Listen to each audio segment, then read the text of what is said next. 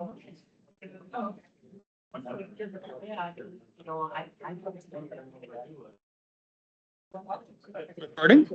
Yep. All right, folks, it being 7 o'clock, I'm going to go ahead and call this meeting of the Dunn County Board of Supervisors to order. We will begin, as always, with the Pledge of Allegiance. I pledge allegiance to the flag of the United States of America and to the republic which stands one nation, indivisible, with liberty and justice for all. And if the clerk will call the roll. Captain Clerk, thank you. Captain Clerk? Oh, that's going to stick, man, especially with the hair right now. Supervisor Loffer is here. Supervisor Breslin is also, doesn't look like mine. Okay. Haven't heard anything. Supervisor Headland is here. Supervisor Score is here. Supervisor Steen is here. Supervisor Shackleton is present. Supervisor Gary Bjork is here. Supervisor Wilsey is here. Supervisor Quinn is joining us online. Supervisor Jetson is here. Supervisor Bashan is here. Supervisor Kinnear is here. Supervisor Barrier is here. Supervisor Welsh is here. Supervisor Lyon is here. Supervisor Vogel is here. Supervisor Story is, Supervisor Vandermeulen is, I don't know. Okay. Supervisor Burnt is here. Supervisor Morehouse is here. Supervisor Hagan is here. Supervisor Thomas is present. Supervisor Prochnow is here. Supervisor Gilbert is here. Supervisor Larry Bjork is here. Supervisor Bauer is here. Supervisor Wolf is here. Supervisor Hartung is here. And Chair McCullough. I'm here. Okay. All right. Approval of the minutes. I would need a motion. Supervisor Steen moves. Supervisor Wolf seconds. Any speaking to the minutes? I have one. Supervisor Bashan, with her eagle eye, noticed that there was a adjustment that needed to be made to the amendment that she had provided in last month's meeting minutes. And though that was not provided in your packet, it was updated for the official record. All right. With that correction. Oh, Supervisor Kinnear.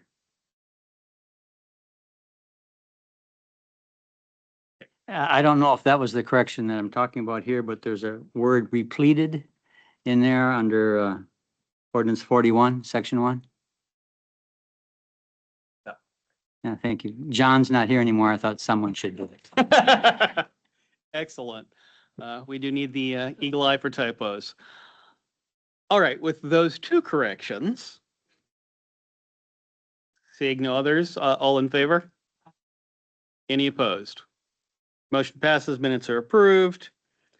Presentations of petitions, memorials, and other communications. It being Veterans Day, Greg Quinn, our Veteran Service Officer, is going to come up and say a couple quick words.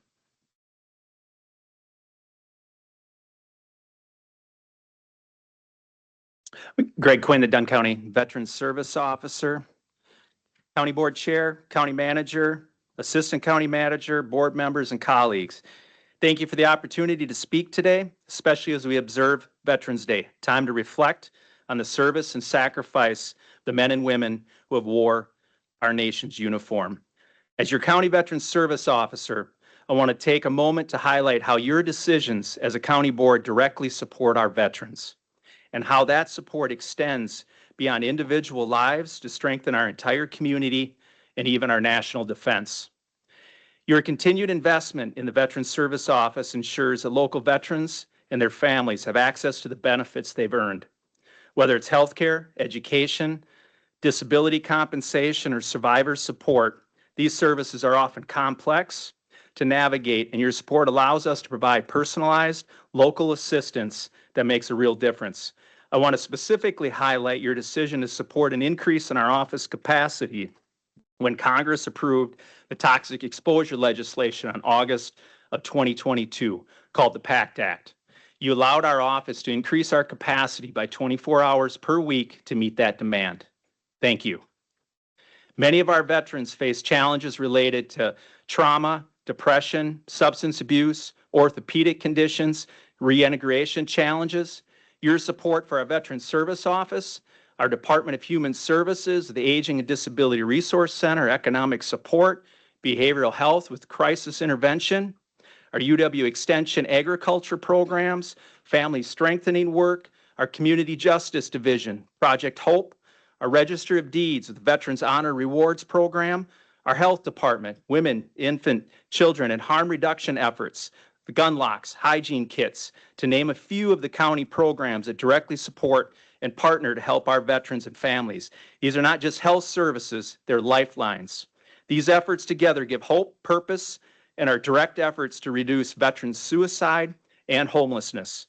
Through your decisions on housing policy, zoning, support for homelessness prevention programs, you help ensure that our veterans have access to safe, affordable housing.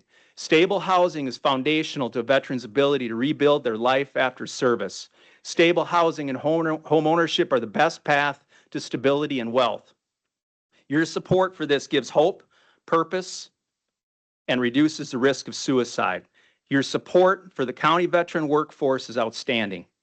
The Human Resources Department and IT efforts to add a veteran identifier to our veteran employee identification badges shows active support for our veterans. Human Resources making efforts to support the return of 2 of our employees that were called to active duty serving in the Middle East this last year. Again, that is just outstanding. County managers sending a thoughtful message to the entire workforce. Neighbors of Dunn County recognizing their veteran staff along with the residents furthers this veterans-friendly employer culture. Your decisions and support have created an incredibly veteran-friendly culture. You should be proud of that. I feel pride every day when I drive into the parking lot, see the Veterans Memorial.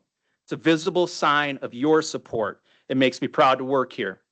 There's another dimension to all of this support that deserves recognition. It strengthens military retention and recruitment.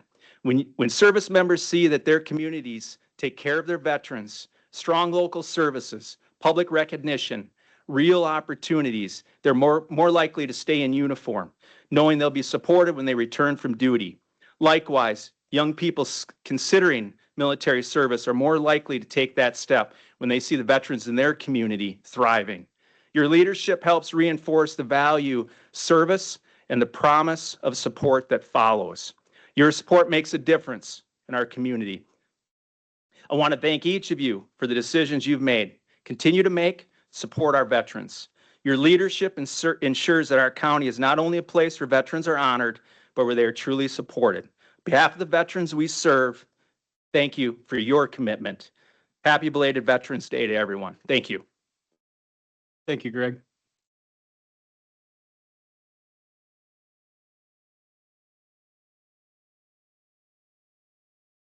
All right, on to the public hearing on the proposed FY 2026 budget and property tax levy. I will open that. Speaker, Jennifer, you'd like to come up? Do you want to do in the hearing or do you want to do in public comment? Either one is fine. Hearing. Great, come on up.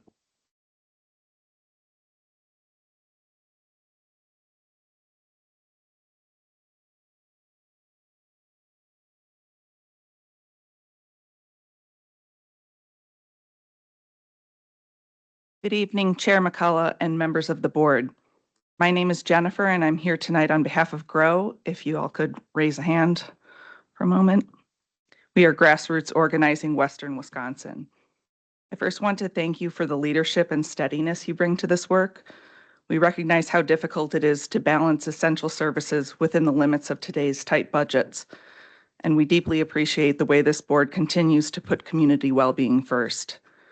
I'm here to share a letter that GROW is submitting for the record concerning the local budget consequences of H.R. 1, the so-called One Big Beautiful Bill. Although this legislation was passed in Washington, its effects will be felt right here in Dunn County through reductions in federal support for food share, Medicaid, and the Affordable Care Act.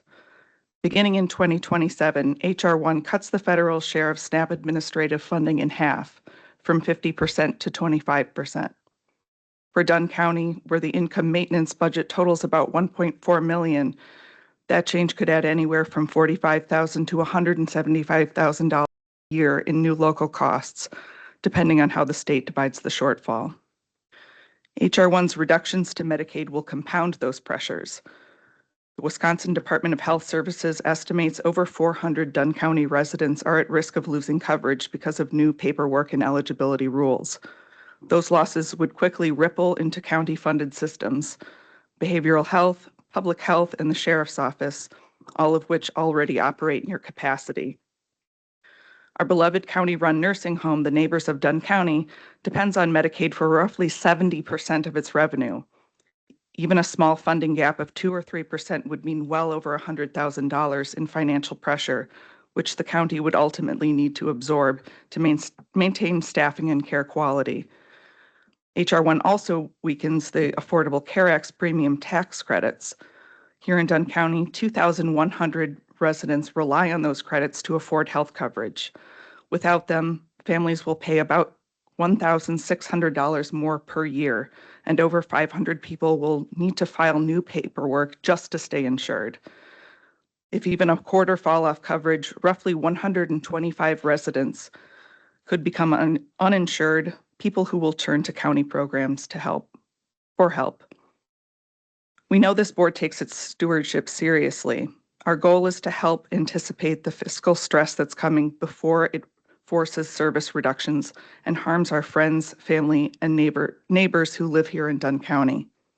On behalf of GROW, I'd like to submit our full letter for inclusion in the public record and to express our willingness to work with county leaders to protect the programs that make Dunn County strong: food share, Medicaid services, public health, behavioral health, sheriff mental health response, and elder care. Thank you for your time and for your continued service to the people of Dunn County. Thank you. I don't have anyone else for the public hearing. All right, closing the public hearing. Oh, Supervisor Hagan. Question maybe? Yes. Point of order question possibly. Do they need to state their address for these or just during public comments? Jennifer had put her information down, so that I think it would be sufficient. I can read it into the record if you wish. That's fine. Thank you. Good question. Important to note. Anything else? All right. Closing the public hearing. Public comments. I don't have anything, and I don't have anything on the list. Moving on from public comments to appointments. Yeah, there's just the one.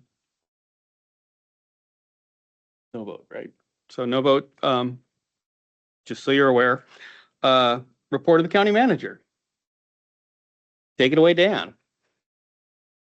All right, we're going to keep it short today. We have purchase orders over $40,000. There is one. It is for a snowplow blade. If there's, yes, if there's any questions about that, I can answer them. Or Dustin can. Technically a bunch of snowplow blades, but Oh, Supervisor fine. Bashat. Yeah. That one snowplow blade? Yeah. It says one. I'm guessing it's multiple. It's a bunch. Yes, Okay. yes. Yep. One bunch of snowplow blades. Let's go with that. Yep.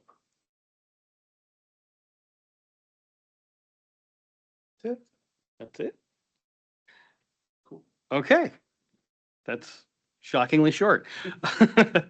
Reports of departments, neighbors of Dunn County. Carmen, come on up.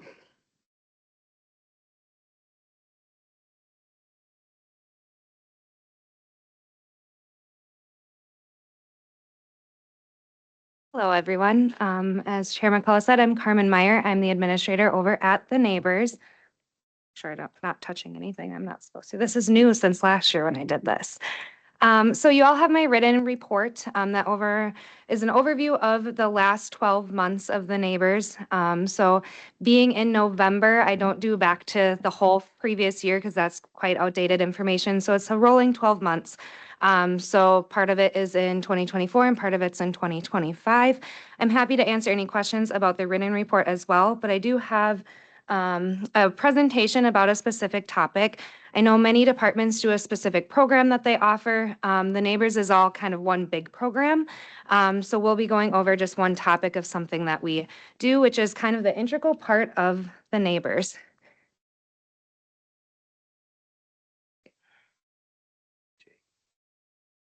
Okay.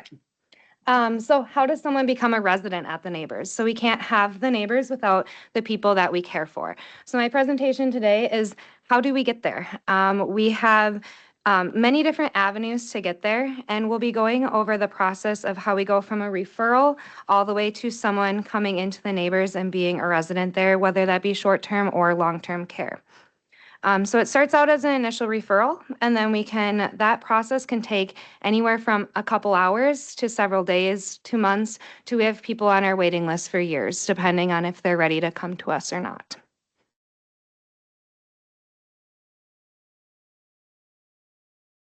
It's not going. Sorry. Okay, thank you. Sorry about that. Okay, so there's many different referral sources that we can have at the Neighbors. So the number one referral source we have is hospitals. So our local hospitals are mainly our Mayo Health Systems, Marshfield, and then we do have some smaller regional hospitals that also refer to us. That's where most of our referrals come from. That being said, we can also have referrals from home. So if someone is in their home still, they have not had a recent hospital stay, they can be referred to us from themselves, their family members, if they have concerns about their well-being and need some extended care. The only caveat to that is there is required to have a recent health and physical, so an H&P, so that we have an order for them to come to us from a physician. So it's updated orders of their medications, their treatments, things like that. We also can get referrals from other facilities. We've seen an increase in this over the past couple of years. Last year, you heard me talk about the shortage of nursing home beds in our area, specifically in Dunn County. We only have 174. We're 136 of them. So we have a shortage of nursing home beds. So that means when someone is referred to a nursing home, there isn't an available bed in their area, they're referred elsewhere. But then eventually we do have available beds. So then they get referred back to us, even though we didn't admit them the first time, and then they'll be transferred from another facility. That is becoming more and more common as we're having more referrals than we can admit, and then they're moving outside of our area. On an average, on an average month for the last 12 months, we have had 83 referrals. We admit roughly 15 a month. So that's quite a bit of people going outside of our area. The highest month we had in the past year was January with 109 referrals. We admitted 10. So there is a high need and we process a lot of referrals every month. We don't have an assisted living facility, so we do also receive referrals from the assisted living facilities in our area. So referrals, when we get a referral, how that process works. Typically, I'm going to talk mainly about hospital referrals since that is the majority of our referrals. So first, we have the social services team gets the referral. Typically, in the Mayo system, that comes through the Epic Care Link system. So Mayo's EMR, we have access to it. They send us a referral and give us access to a patient for us to assess and then accept if possible. So there's many things that we look at. Bed availability is probably the first one. If we don't have an open bed, we can't accept a referral. And that's appropriate bed availability. So if it's someone that needs a memory care household and we don't have a memory care spot open, or someone who needs a short-term care and we don't have that open. So making sure it's an appropriate bed and that we have an open bed. Payer is another question, is do they have a payer source? We do accept many different kinds of payer source, and we don't make admissions decisions based upon what their payer source is, as long as they have one that is we can accept. So we accept Medicaid, VA, Medicare, insurance companies, and private pay. Are we in network is another question, and then will they be approved? So if they are an insurance company that they are is their payer source, then we have to make sure that we get authorization from their insurance company to come to us and how long they're going to be authorized for. And then finally, can we meet their needs? So that's the other big one, is are we able to meet the needs that they have? Do they have a really high care need that would be more appropriate in the hospital in a swing bed? Do they have a big behavioral health need? That's another one that we do deny at times because we are not a behavioral health unit, we're a psychiatric unit. The next review of it is nursing. So social services does the first look, then nursing does the second look, and they review the more care specific things. Do they have wounds that need special high care needs? Do they have IV meds? Are they have a specific transfer status? Their medication reviews, can we afford the cost of their medication depending on what they are on? Because when they come to us on Medicare or Medicaid, that is a all-inclusive paid trip. So if they have a medication that costs several $100s a day, that could be a potential of why we couldn't admit, as we're getting paid only a couple $100s a day.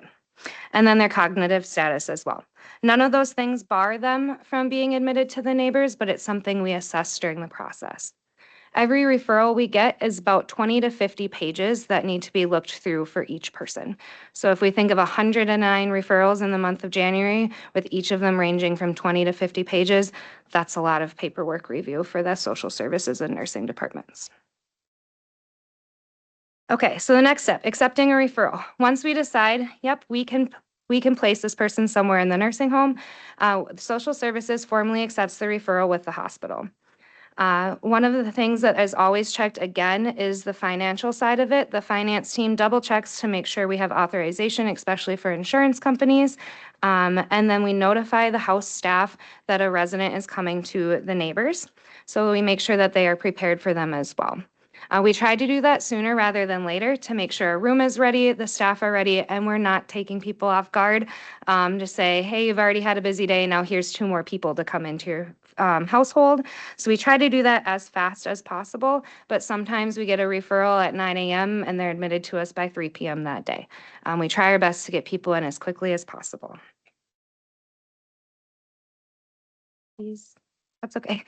The next step, paperwork galore.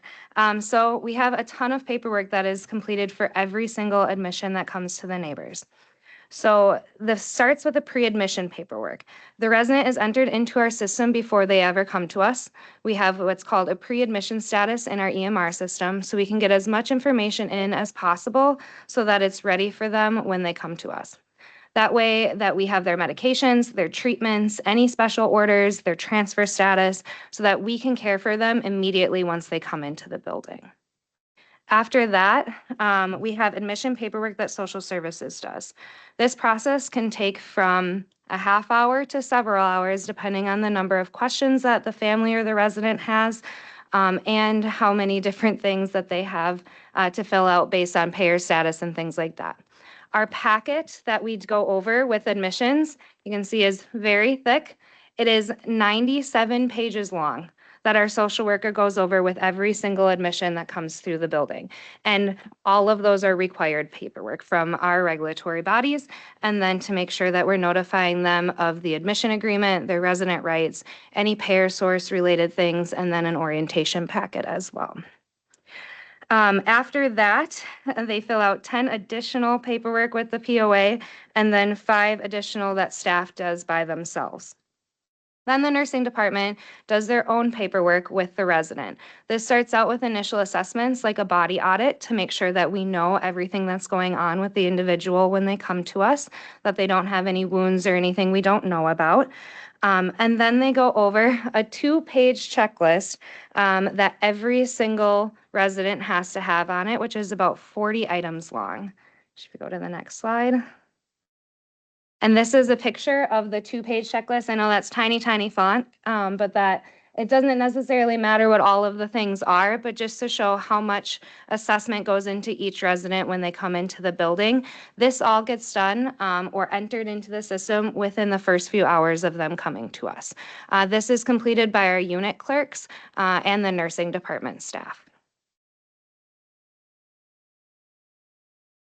The next is resident assessments. This process starts from day 1. This is completed both by the nursing department staff. So there's 9 nursing assessments that are completed over the first 7 days.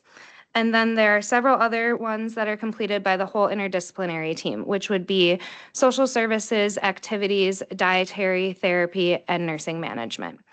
Those assessments go into what's called the minimum data set. This is how we get paid for what we do for our residents. So this goes to the state and then also the federal government. So it is for both Medicare and Medicaid residents. And it basically is this massive document that is all of the assessments and all of the coding that basically kicks out a code that is the level of care that the resident needed. And then that equates to a payment standard for those residents. So these are super important.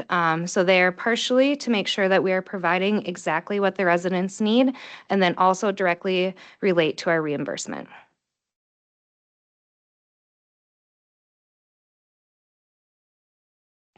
Finally, some barriers to admission. So I wish that we could take all 109 people that were referred to us in January, but that obviously is not possible.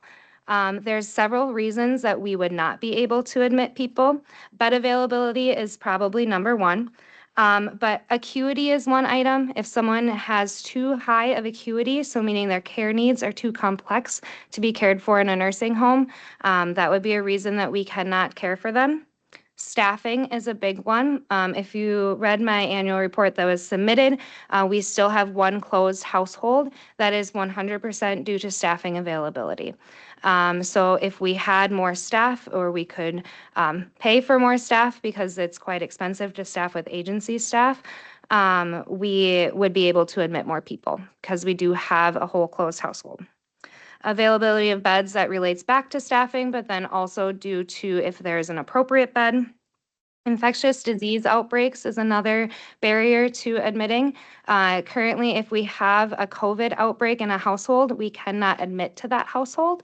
And frequently that happens in our short-term rehab households. So the houses that change over more frequently, we have more admits, more discharges, are also where we typically see some illness because there's more in and outs. And then we can't admit to there until the outbreak is closed. Mental health and addiction, I mentioned this a little bit before. If we have severe behavioral health needs, addiction problems, or any behavioral issues that would be psychiatric related, we are not licensed as a psychiatric skilled nursing facility, so we are not able to accept. This is primarily due to we do not have the staffing levels to care for those folks, as well as we need to protect the folks that we do have that are frail elders. And then payer sources is another thing. If someone does not have a payer source, we aren't able to accept them. The big one that we find here is if someone is Medicaid pending, which means they have applied for Medicaid, but they have not secured Medicaid yet, we do not accept because it does give us a risk of having someone in a divestment period, which would then equate to us not getting paid for their stay. All right, anybody have any questions either about this process? I know it's a lot, or anything in my written report. Go. Um, Supervisor Morehouse. Thank you, Mr. Chairman. What happens to the other 97? I mean, we have 75% of the nursing home beds in the area. Where do they go? Sure. So there's multiple answers to that. So they might go to the other nursing home in town, but they also run pretty much full. They might stay in the hospital, and that's a issue because our hospital beds are also full. They could go to swing beds, which are hospital beds that operate as nursing home beds, also full. They might go out of our area if there's places that have availabilities. When I talked about admitting from other nursing homes, that's commonly why, is because we were full at the time that they were originally referred to us. They went to a place an hour or two away, and then now we have an opening, so they'll get re-referred. Or they go home when it's probably not the best case, and they end up back in the hospital, unfortunately. Supervisor Burnt. Thank you, Chairman. How much does it cost to maintain the closed household? If you know off the top of your head. In terms of just keeping like- it there? Yeah. I don't know the total off the top of my head because it would be a percentage of our electric bill and all of those things. We do pay an annual fee for licensed beds, so it would reduce that if we dropped the beds down. And we also do pay a bed tax to the state for them. I could get the total and report it back to Chair McCullough that could share that. I don't know the actual total off the top of my head, though. The only thing is if we do get rid of the beds, we can't get them back. Thank you. Supervisor Barrier. Hi. There are a number of people here tonight who expressed concerns about the impact of HR1, the One Big Beautiful Bill, on county budget and operations. I was wondering if you could give a broad overview of what that might look like for the neighbors? Sure. So I can't speak to exactly how it would play out because I don't have a crystal ball. But the one thing that is a little bit of a benefit for the state of Wisconsin is we did not take Medicaid expansion. So years back, I said that that was a issue. We should have taken it, in my opinion. But Wisconsin then is set up a little bit better for now having federal cutbacks on Medicaid. So that's a little bit of a silver lining. But the report that they shared was correct that we do have about 70% Medicaid residents. To my knowledge, that would, if there is a significant effect, that would be for 2027. But I don't have a dollar amount or anything like that. Thank you. Supervisor Larry Bjork. Thank you, Mr. Chairman. Mine isn't as serious as the other ones are have been, but your kitchen staff still provides Meals on Wheels? Yes, they do. Well, bravo. Thank you. Good job. Supervisor Story. Mr. Chair, a couple of things just to make sure that everybody is aware. When you've got a closed household, how many beds is that? So our closed household is 14 beds. So 14 beds, and the bed tax is normally how much? $17 a day. $17 a day for the bed tax. And if you were to do a private pay coming into the neighbors and that's how you had to pay, or would that be more than 5,000 a day or more than 5,000 a month? Yes. Less than 10? I can't do the math that quick in my head. Yeah, but substantial. So in order to have a resident in Dunn County at that facility, if all they have is Medicaid, it would mean a substantial amount of money that that they would have to come up with out of pocket in order to be able to stay there if they couldn't stay at home. No? I'm not sure if I'm following your question, Okay, I Supervisor guess what I'm Story. trying to say is that if they cannot come in on Medicaid because Medicaid becomes no more, Sure. then the only way that they would be able to come in would be on if they did have other insurances or a private pay or otherwise. And given that, it would actually be more money, would it not be, than it would be if it was Medicaid? Sure. So if I'm understanding correctly, so if Medicaid was not available anymore for our folks, yes, private pay for our long-term care folks would be the other option unless they are on VA, have a VA contract would be another long-term care provider. So currently our Medicaid rate is actually higher than our private pay rate in current standpoints. So in theory, we would be having less money currently, even if everybody was private pay, if I'm answering that correctly. I think you've kind of touched on it. I guess what I'm trying to get all to see is just how dire it is in our situation with regards to being able to have our Dunn County residents be in that facility. And how many would you say percentage-wise approximately are Dunn County residents?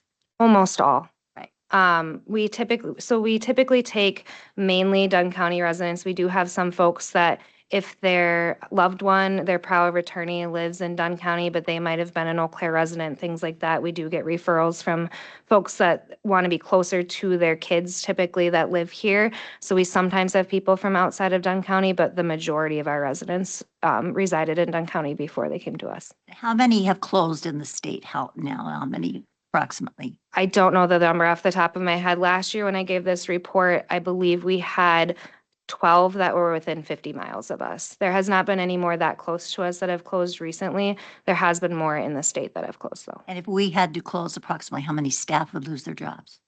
Currently, we have about 130 internal Dunn County staff and 25 agency staff.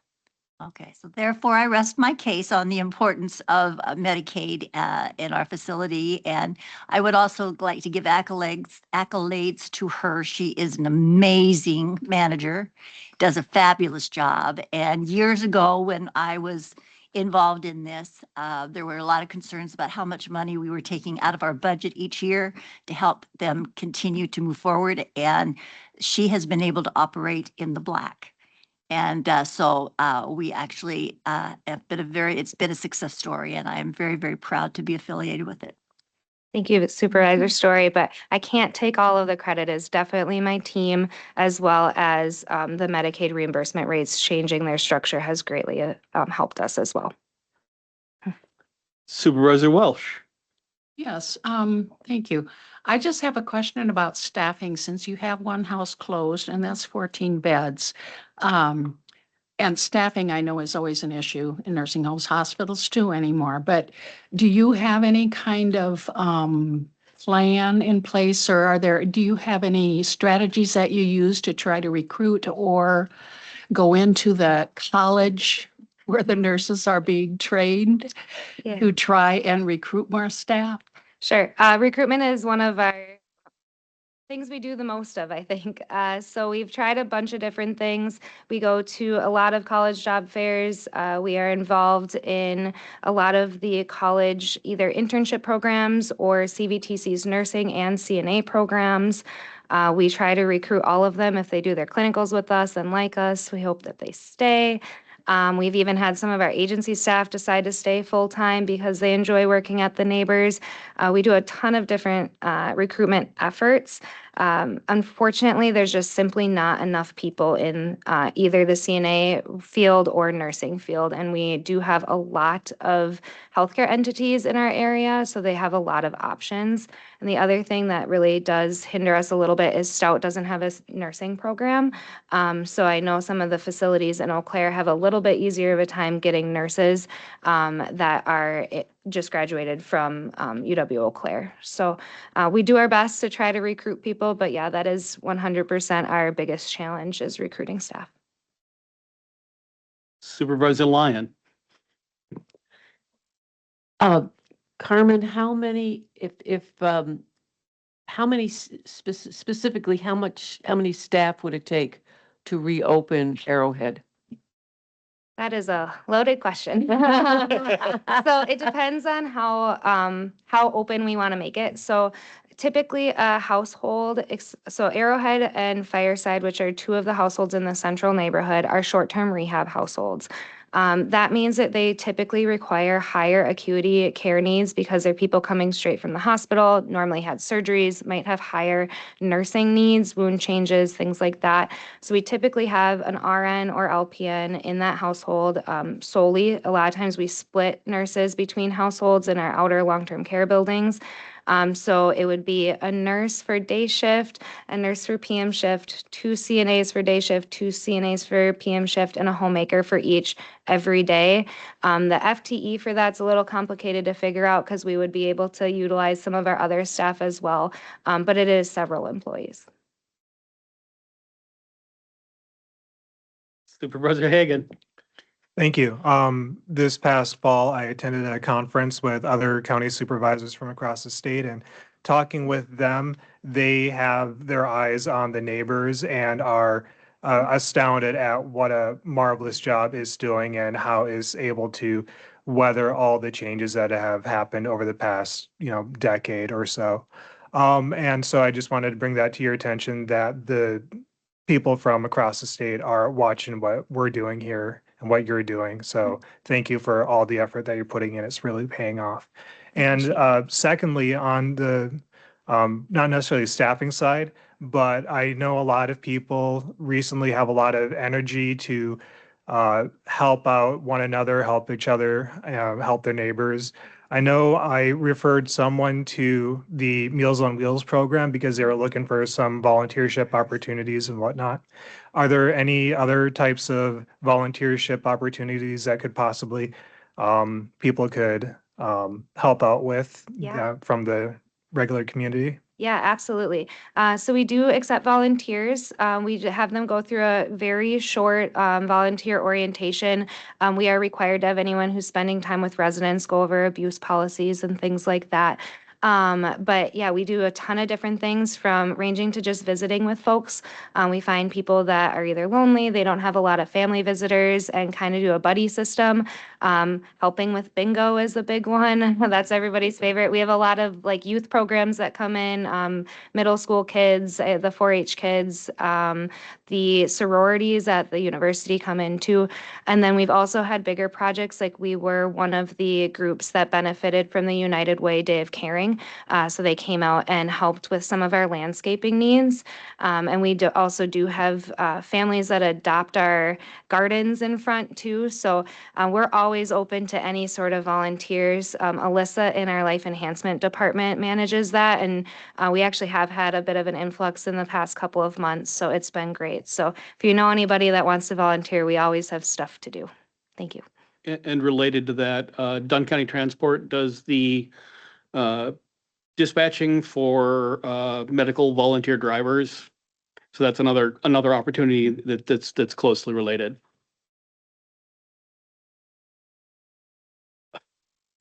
Supervisor Kinnear. Okay, I'll make it short, but I had to say, listening to her today, you can see why they're doing so well. She's on top of things and has done an excellent job. And I really want to encourage you to read the report that she put out. It's excellent and gives you a lot of information without a lot of effort on our part. So thank you, Carmen. You've done a great job. Supervisor Welsh. I'll keep it short also. I just wanted to also just thank you for allowing the Threshold Singers to come, the Menominee Threshold Singers to do their rehearsals at your chapel, which has wonderful acoustics, by the way. And also we are able to then sing to some of the residents there. So it's a wonderful place to be able to rehearse. Thank you. You're welcome. Yeah, thank you for coming. That's the residents' number one favorite thing is musical events. So if you want to volunteer and you're musically inclined, we always have the best turnout for musical events. And then Greg's VA presentation at the Neighbors is also probably the number one attended activity. So between that and last week we had a Neil Diamond impersonator. So I'm not sure who won out, Greg or Neil Diamond, but pretty close. All right, Carmen, that looks like it. And I think that may be a record for total number of supervisors asking questions. Definitely for me. I think the most I've had before is 2. So thank you all. All right, Highway, Dustin, come on up.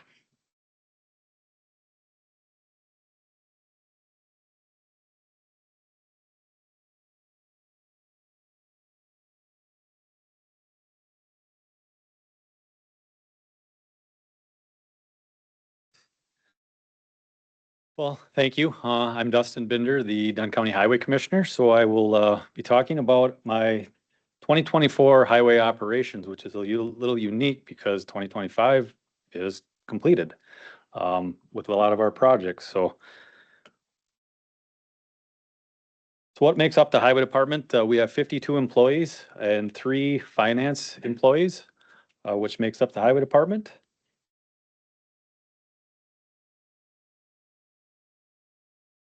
So in 2024, we actually reduced our number of miles of roadway that we have. We did a jurisdictional transfer with the town of Springbrook. There's a section of Highway E, which we consider Old Highway E. When the bridge was replaced by the county line, approximately probably about 20 years ago, the county still held the old portion of the roadway of what made up old Highway E. So we did a jurisdictional transfer. So we went down with our mileage to 424.72 miles, which ranks number 8 out of 72 counties in the state of Wisconsin for the most miles to maintain. Our highway financials, this was in the audit report as well. As you can see in 2024, we had a positive balance, which is always a good thing. What makes up a majority of our highway financials?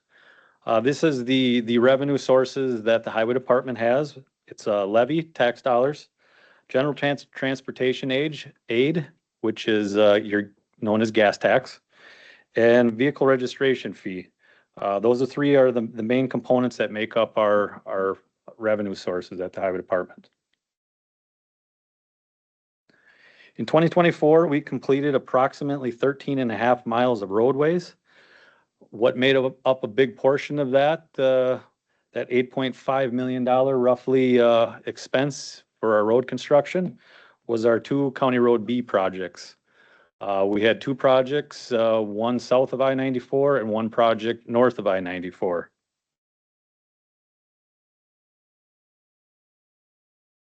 That's just a list of our road projects in detail. I'll just highlight a little bit of the County Road B projects. Like I said, that's what made up majority of it.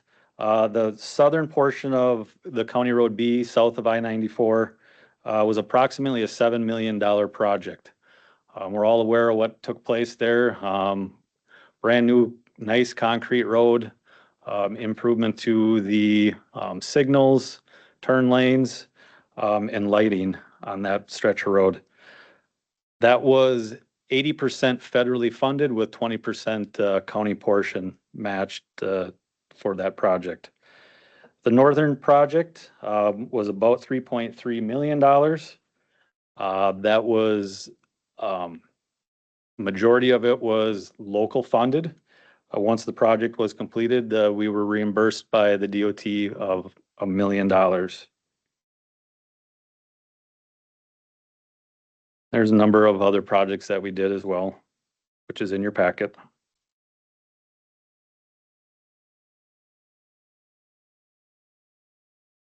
County maintenance. So in 2024, we did approximately $3.3 million worth of county maintenance.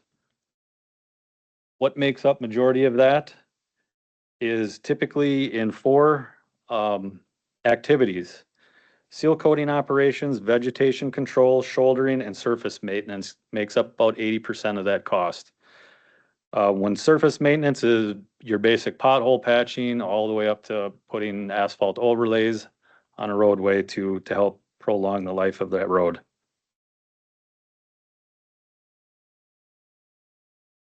The dreaded county winter maintenance. We throw money at it and we have nothing to show. That's what I always say. So we have 27 27 plow routes in the state of Wisconsin. We are the only state that contracts with the DOT to perform maintenance of their roadways.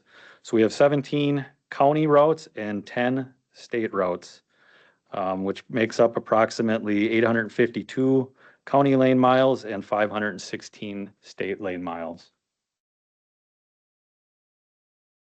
The one positive is in 2024, our winter maintenance costs were greatly reduced, which is always a great thing. We can utilize those funds in other allocations.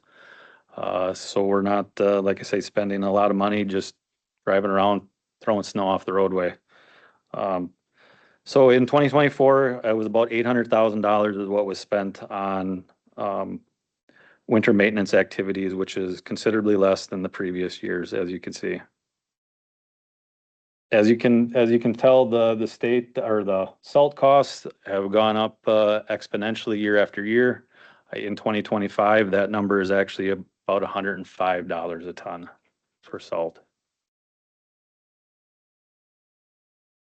Here's a long list of equipment. Majority of our equipment that we obviously purchase is snow plows. We have approximately about 35 of them. And the average cost of each snow plow is about $325,000 to $375,000 for a plow truck. And I would say that is a standard plow truck, not anything extravagant. If you came and look at them, they'd probably look extravagant, but they're pretty basic in our aspect.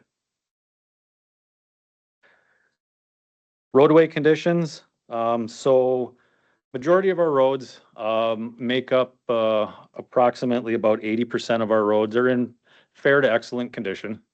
There's about 20% that are in poor condition. What we typically try to budget is those roads that are in poor condition. We try to tackle those roadways first.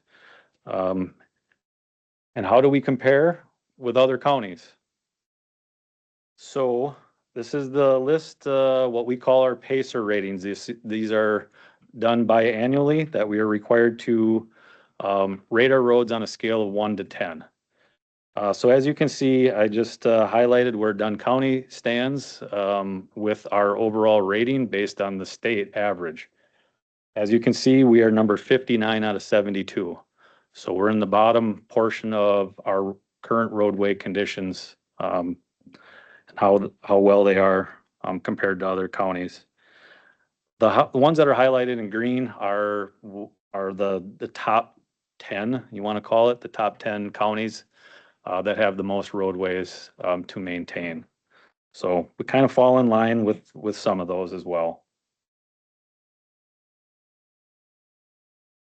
Looking ahead in 2026, so we do put a 5-year plan together. So that is the list. The map there is the highlighted roads that we're looking at trying to accomplish here in the next 5 years. That will possibly change due to budgeting. But in 2026, we're looking at completing about 17 miles of road again at about $5.6 million is what we're looking at. And I did note that there is a portion of County Road C that we did not complete here in 2025 due to time constraints, which we will be carrying forward that project into 2026. That's all I have. Any questions? Perfect. But wait. Oh, darn it. Supervisor Larry Bjork. Thank you, Mr. Chairman. County truck, B is right in my wheelhouse. And I've often heard that because of the truck traffic and even with the railroad, that some of the concrete thickness there could be up to 12 inches. And if it is up to 12 inches, we don't have equipment that puts that down, or who determines the depth of the concrete for a position, for truck traffic and railroad and all that kind of stuff. So that is engineered. It'll be determined on your truck traffic, your average daily traffic counts. The pavement thickness on County Road B is 10 inches. 10 inches. That is what the engineering firm that did the design based on the structural support.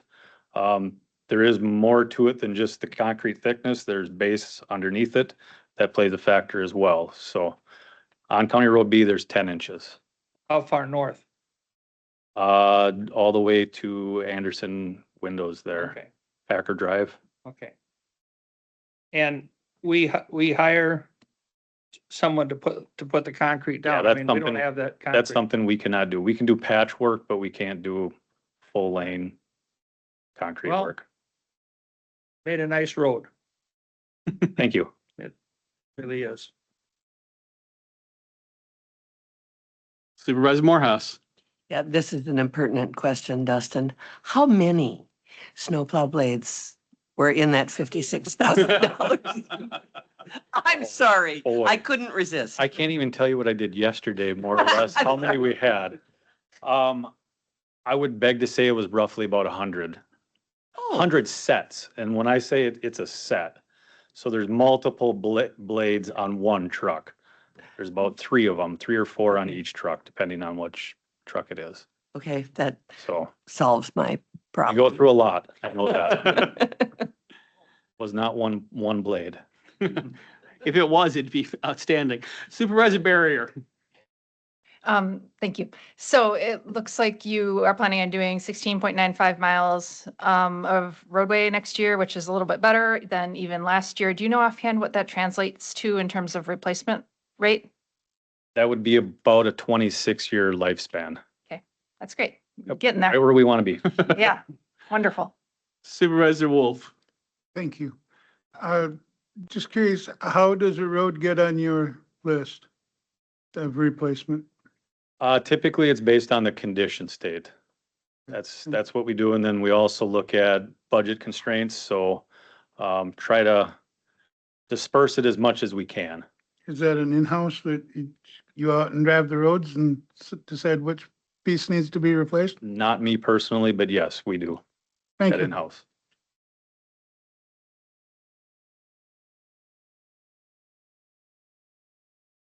Supervisor Score.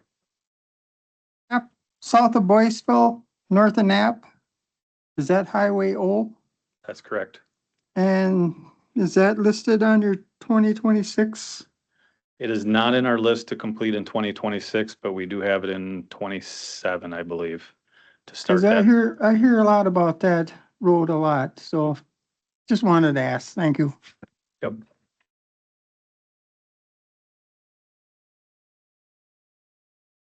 All right, looks like you were off the hook with about a third of the questions Carmen got.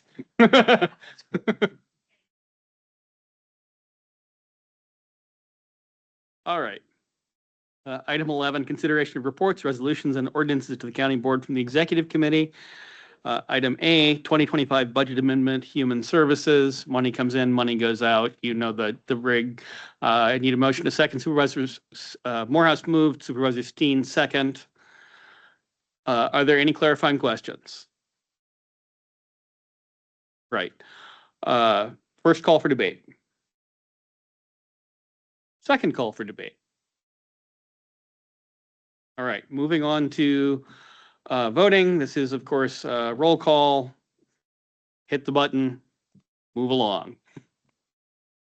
While the supervisors present are voting, we'll go to the online votes. Supervisor Quinn, how do you vote on this particular motion? Do you move to approve? Supervisor Quinn has indicated a nod and a wave, which would indicate a affirmative vote. Supervisor Vandermeulen, how do you vote on this particular motion? Yes. Supervisor Vandermeulen votes yes. Having that, all right. Supervisor Story, Supervisor Gary Bjork, neither one of you have. Yeah, I know yours just doesn't like.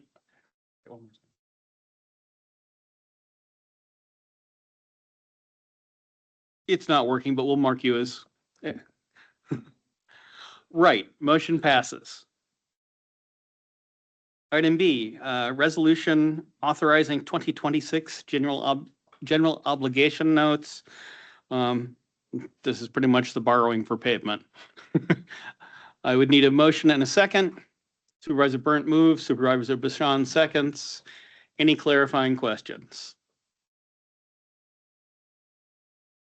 Right, it's pavement. It's not that hard. First call for debate. Second call for debate. All right, again, roll call. While the supervisors present are voting on the systems on the motion to adopt the $3 million in borrowing, Supervisor Quinn? Yes. Supervisor Quinn votes yes. Supervisor Vandermeulen? Yes. Supervisor Vandermeulen votes yes. We got to get yours fixed, Gary. Thumbs up, thumbs down. Great, okay. Motion passes. Item C, resolution authorizing general obligation bonds for the geothermal. That's the HVAC for the judicial center. Hopefully it will not cost the top end of this, but we need to be authorized for, worst case. So I would need a motion in a second. Supervisor Higgin moves, Supervisor Burnt seconds. Man, a lot of hands up there. All right. Any clarifying questions? Seeing none, first call for debate. Oh, I'm sorry. Oh, sorry. Supervisor.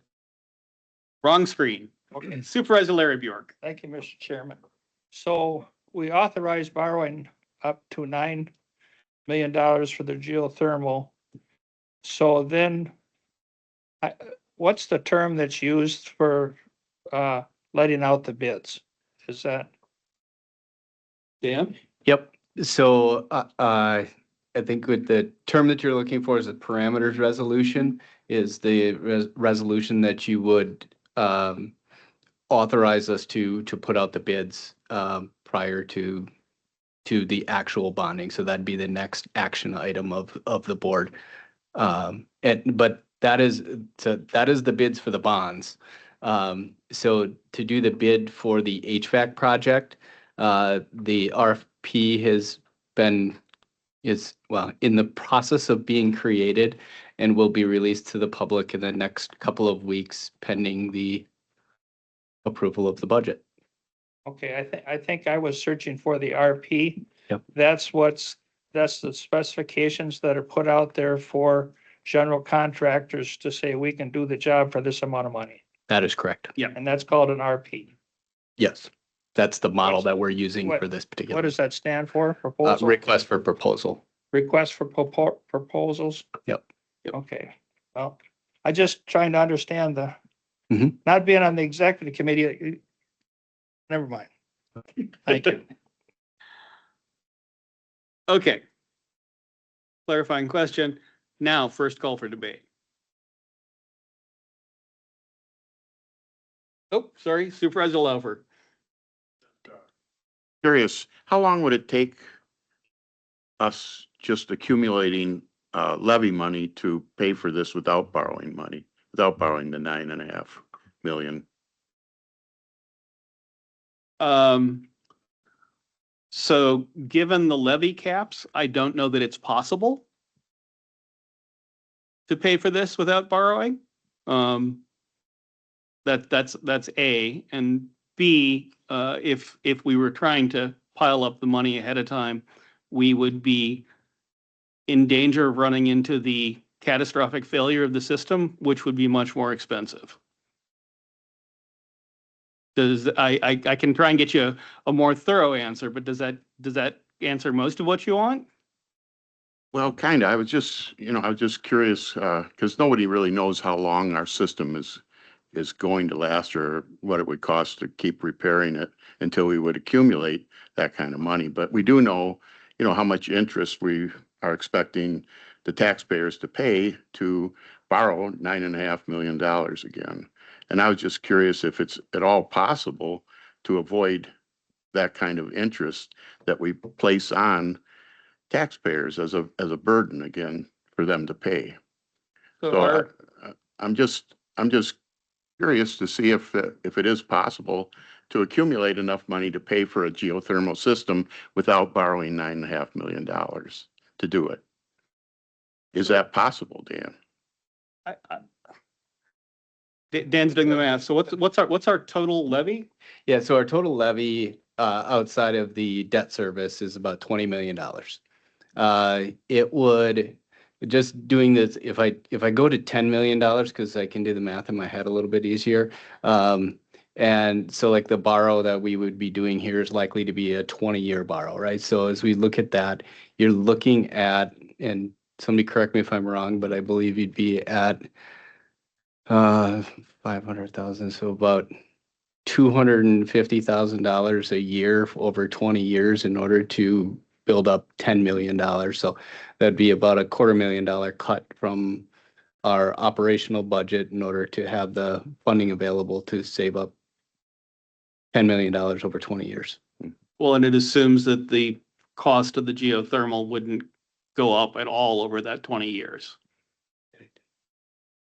So functionally, I don't think it's possible. Not while maintaining everything else the county has to do. Okay, thank you.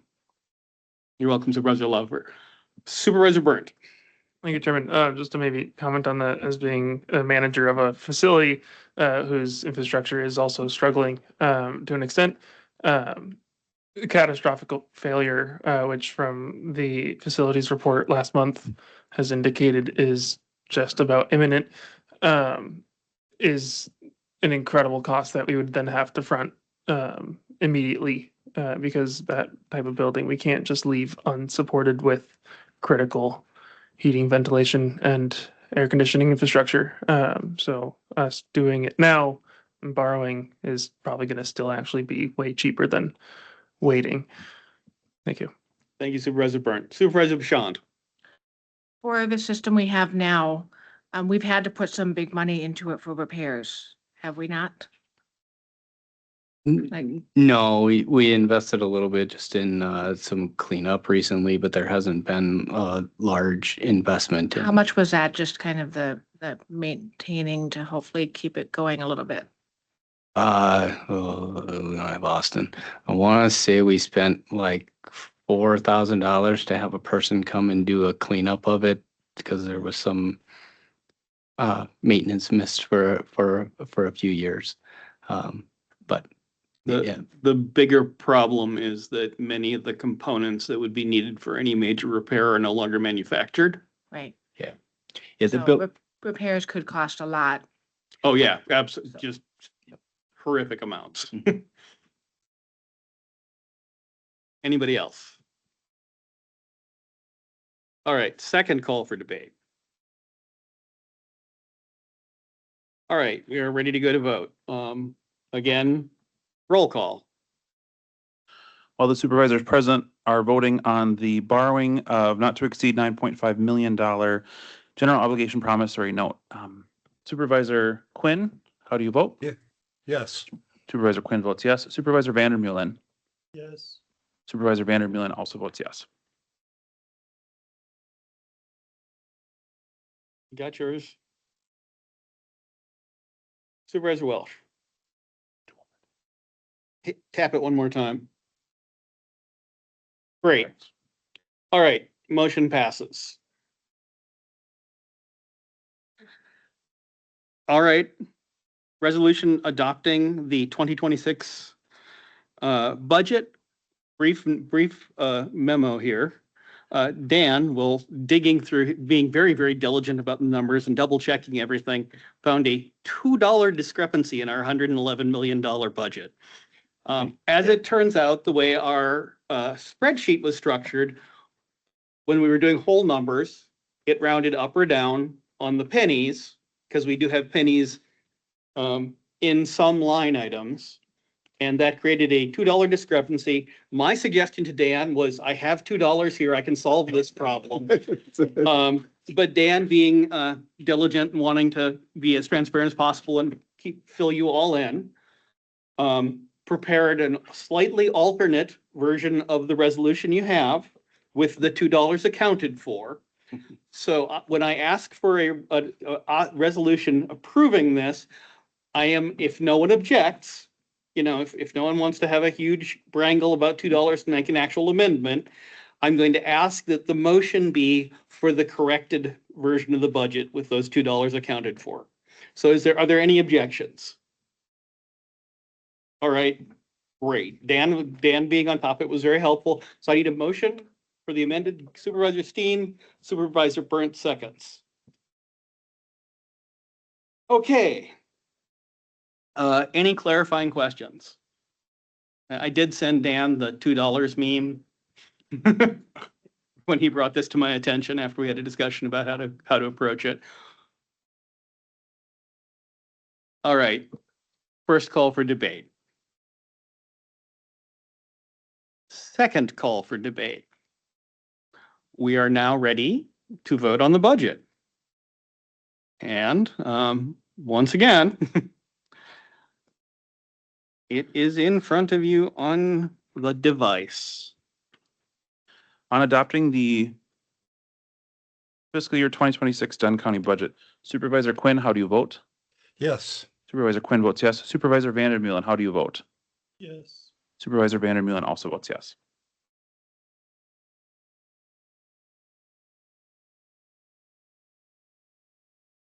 All right. Okay, folks, the motion passes. We have a budget. On to item E, tax levy. I would need a motion in a second.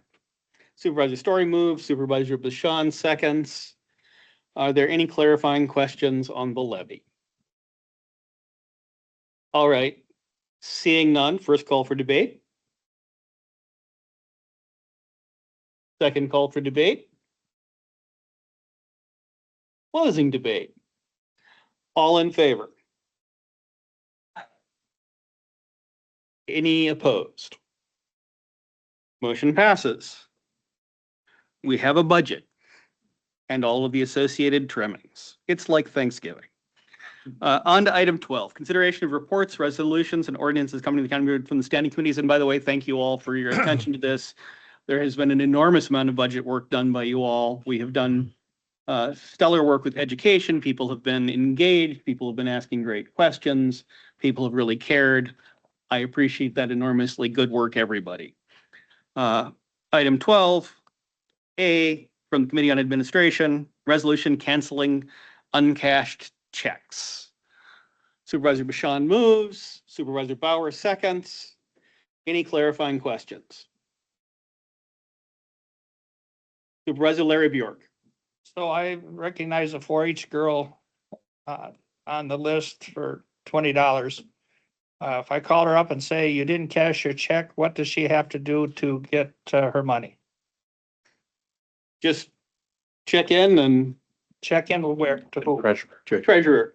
Okay. Yeah, and I said at the committee meeting that, that for somebody to come forward, have a legitimate bill that wasn't paid or what have you, that we would have to issue a new check. This is more for accounting purposes, really. Yeah.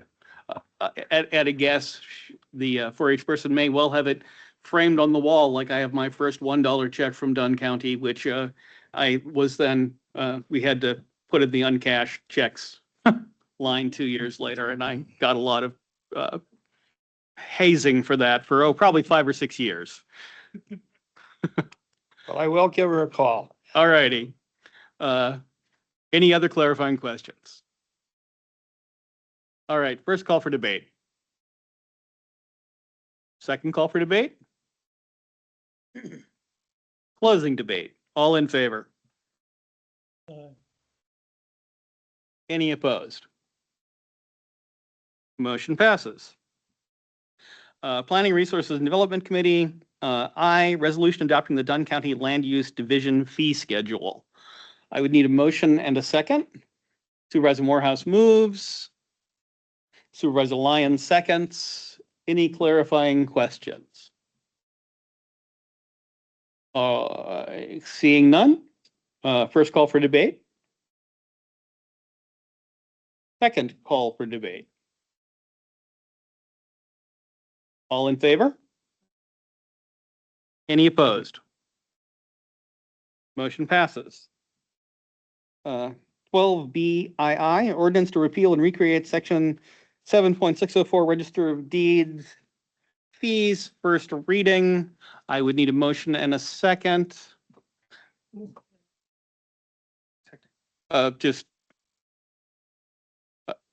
need to get, So we need to get on the floor first? Yes. Yeah, so I need a motion in a second, and I know where we're going. So Supervisor Steen, Supervisor Lyon, motion is on the floor. Any clarifying questions? Seeing none. Supervisor Morehouse. Yes, thank you, Mr. Chairman. I would move that we waive the second reading of this. It's important enough that it should be done in a timely fashion. Thank you. Do I have a second to Supervisor Story seconds? I'm going to ask for a vote. If there's a big debate, we'll know, but all in favor of waiving the second reading? Aye. Any opposed to that? Okay, so we are going to waive the second reading. We'll go ahead and plunge on. So we're now going to take this up today. First call for debate. Second call for debate.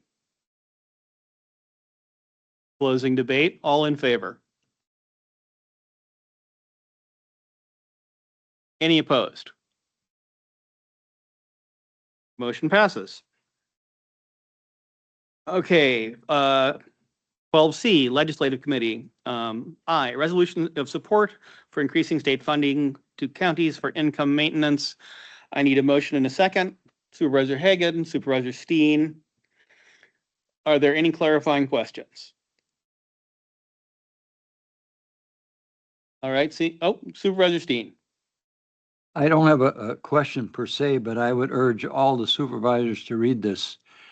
The move in the federal government would have a devastating effect on our county and other counties. And it can't be overstated. Thank you. I'm going to go ahead and call that the first voice in what would be first call for debate. Anybody else? All right, second call for debate. Closing debate. We can vote. All in favor? Any opposed? Noted. Motion passes. 12D, Judiciary and Law.